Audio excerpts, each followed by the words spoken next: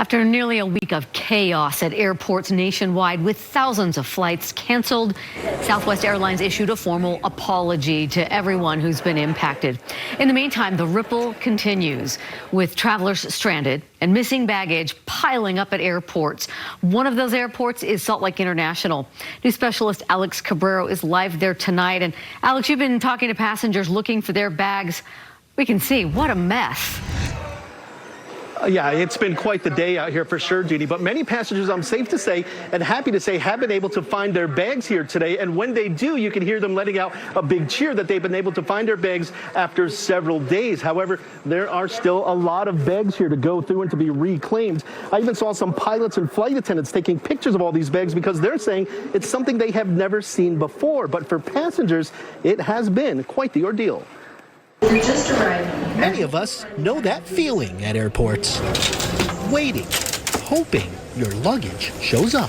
And I finally got my bag because I never thought I'd see it again. Leslie, you have a tag? But for many people like Donna Stackman, it's her bag that was waiting for her after her Southwest Airlines flights have been canceled for days. It's been horrible, but you know what? It can always be worse. And we're home and we're safe, so I'm happy for that. She drove back to Salt Lake from Las Vegas, picking up her waiting bag at the Salt Lake airport.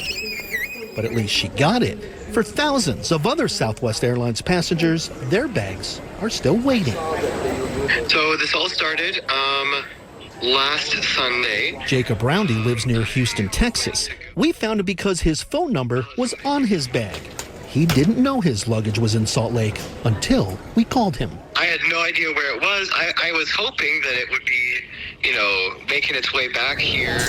Roundy is a student at BYU, Idaho, and was trying to get there from Houston to Salt Lake on Christmas Day. The captain came on the intercom and said, "Hey, sorry, but this flight is actually canceled.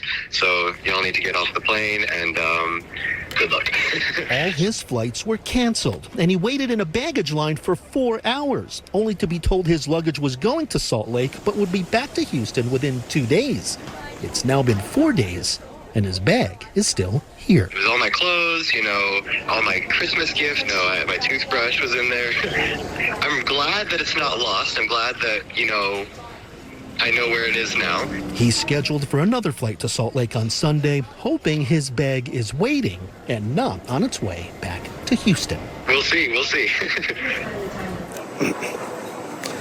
Roundy says he has clothes and Christmas presents from his family in that bag, but now that he knows it is here in Salt Lake, he is trying to call Southwest to tell them to keep it here since he is coming back in a few days. But this is just one story of thousands that have yet to be resolved. Matt and Deanie, it's probably still going to take a few days to get it all resolved. Yeah, I mean, that pile of hundreds of suitcases is a sight we have never seen before. Alex, thanks.